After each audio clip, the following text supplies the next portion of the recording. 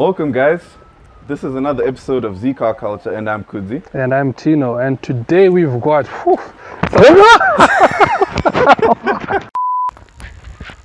Busy trying to do a BMW episode without me. What up, everybody? Welcome to another episode of Z-CarCulture. I'm Brian Willis.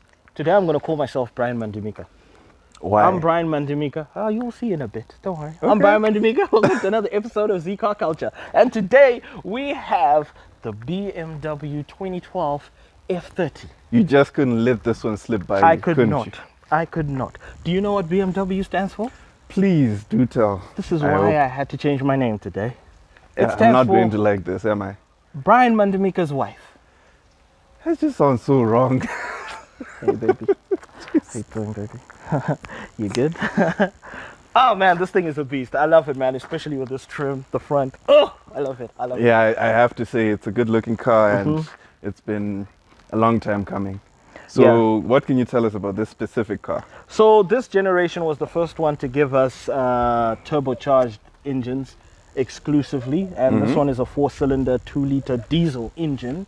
So the engine is quite responsive and quite cheap on the pocket. All right, so I think we just have to jump straight into it. Yeah, I really don't want to talk much about it. I want to drive it. So before Brian chases me away, I'm going to try to do as quick of a review of the interior as I can. So starting off from the right side, that's the driver's side, you've got a lot of features on the door card. I mean, you've got the window switches, of course, but then you also have your mirror switches right next to it. And then moving further to the left, of course, you've got your light switch here for your high beams, low beams, etc. Given that this is a lower spec model car, the dash is mostly occupied by analog dials. I mean, you've got your tachometer and your speedometer right next to it, and your dial for your fuel gauge and temperature control gauges on the other side, and a nice BMW lettering right in the middle. I like the steering wheel. It looked a bit small at first, but I think it's the right size, because especially when you're doing more borderline legal, illegal maneuvers, it feels really well in the hand. Don't ask me how I know. On the sides of either side of the steering wheel, you've got your drive modes as well, which will help you adjust everything that you need to, as well as the volume knobs that then control the infotainment screen in the middle. Now, in terms of the size of the screen, I think it's just about right. It doesn't intrude your visibility, and I really like the way that it's designed. Using the dial below here on the central control screen, you are able to cycle through different menus, drive modes, etc. of what you want. This is a iDrive system that's not really the first one, but it's one of the earlier ones, but it's much improved from the first one. Moving further down, we've got your normal climate control vents that are surrounded by this plastic piano trim that you would think would scratch easily, but this is a car that's almost a decade old now, and although there are scratches that are appearing now, they are much less gruesome as you might think, given how old this car is. And then moving further down, dual zone climate control. Brian will definitely let you know how he feels about that, meaning that I'm able to have my own climate set on my side, and the passenger can have their own climate controls. Then here, piece de resistance, you've got this shifter. This is a shifter design you find on more modern BMWs. I mean, now they've got a crystal shifter, but I think this is where it all started, where you've got a design that's not really, you know, the normal ones with the gagagas that are in the Toyota Lexus. Traction control buttons down here, as well as your sport mode. We tried the sport mode earlier on, and it definitely has a different characteristic in terms of how it makes the car drive. It gives you a more sporty feel both on the throttle pedal and with the steering wheel. And even when it comes to traction control, you have a bit more leeway in terms of what you can do in terms of speeding up with the wheels, letting them slip or not. And something that I noticed that's a bit out of place for a car that's at this level, it's got a manual handbrake, which I thought was a bit of a weird thing. I mean, certain cars in this segment now have electronic buttons for that, but I was surprised that this one has that too.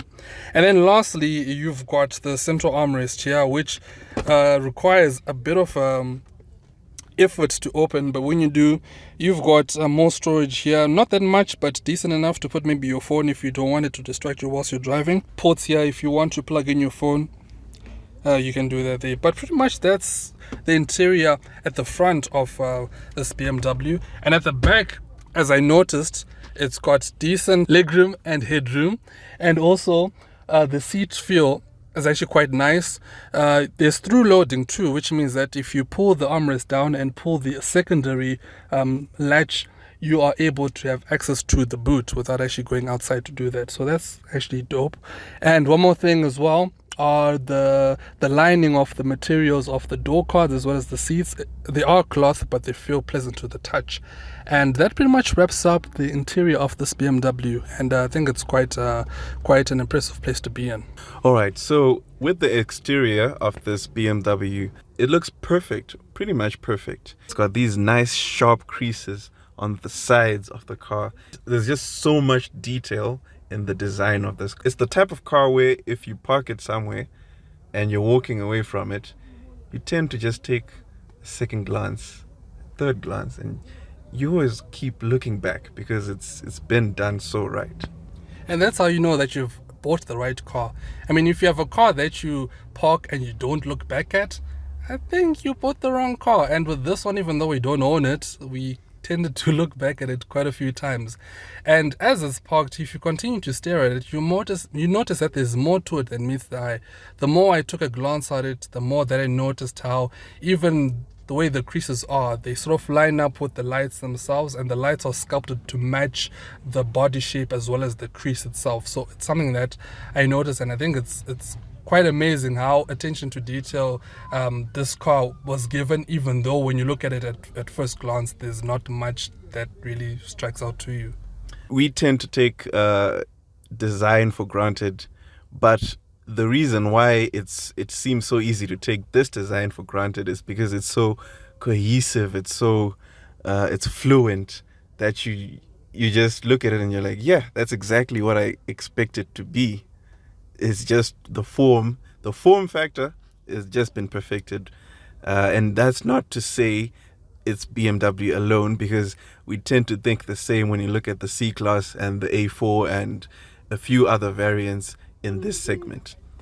I think this is also an era where BMW really had a good eye in terms of design, in terms of exteriors, for example, especially the face. You look at BMWs of now with the grille that's way oversized now. This one has just the right size of grille, and even with the lights, the way they are integrated with the grille itself, it's just perfect. I mean, Brian is obviously going to go on and on about this, but I do have to agree with him on this one. It looks great. And even looking at the back with those lights and just everything in general, it's got a single exit exhaust, but it looks nice. It looks beautiful. I really like that. I don't like using the word nice, but when it comes to this car, I really have to take out a thesaurus to look for other adjectives to describe this car, because it really is as amazing as it looks. Okay, driving impressions. You know what, for a diesel engine, I have to say I'm very impressed with BMW. It's quite responsive. That's not saying a lot. You're always impressed by BMWs. Hey man, if their engineering is good, then it's good. It's Yes, really that but simple. I do agree. I'm impressed by this car. It's so refined. Right now, we're having like a civil conversation. We don't have to raise our voices too much. Up until I do something like this. Whoa. Okay. Was that our corner? Yeah. You just. Oh, okay. Got a little bit too excited over there. But that's the thing. This car has the oomph. It has that initial punch. You know. Of course, it dies when you're in the higher revs, but just for takeoff, it pushes. You really feel that turbo. You do. And also the other thing is, like, the gear transmission, it doesn't feel sluggish. Like, you don't feel the gear changes. And that really helps in terms of like not losing your speed, be it that you're racing somebody or something like that, because it's a BMW. Somebody's gonna pull up next to you, and you need proper transmission for that to happen. And I think this has it. Yes, and I also think that if you're going to have like a long distance drive, it's going to be quite relaxing for cruising. Oh yeah, because it's the seamless. seats. It's and also the seats, man. yeah, they do properly hug Spinal you. support, man. I mean, I really feel her hugging me and caressing me with every turn. Are you done? I'm done. Okay. The seats are nice. They're really nice. And when you're sitting in the car, you feel like low to the ground, and it just helps you feel a bit stable and like you're secure. Yeah, unless you meet up with somebody with a Hilux and you can't see past the car. Oh, that's a drawback with most sedans. But for me, I think this car it's really good. I think BMW has sort of perfected their sedan formula. Well, it was perfect now.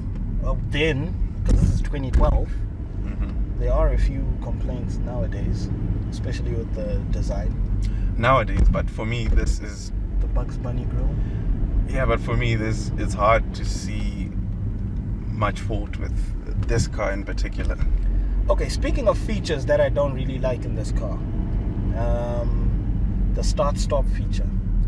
I mean, I get what they're trying to do, but I feel like it's a bit too sluggish with the whole cranking and whatnot.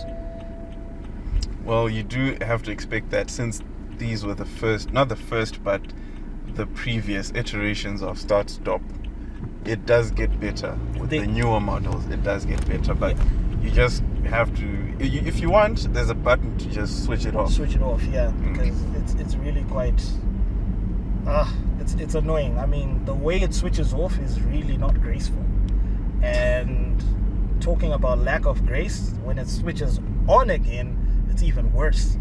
I just guess with this car, it's also coupled with the fact that it's a diesel.